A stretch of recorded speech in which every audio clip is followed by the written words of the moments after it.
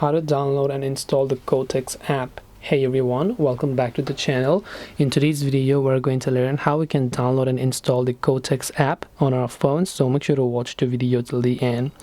In order to download and install the Quotex app, simply open up your Play Store here. In the search bar, you simply want to go ahead and then search for Quotex. Now the app might be available on iOS also. It's also available on Android. You just have to hit the install button there, and the app will begin downloading itself, and it will also get installed depending upon your strength and internet connection. Then you can simply open it up to log in or do whatever else it is that you're seeking.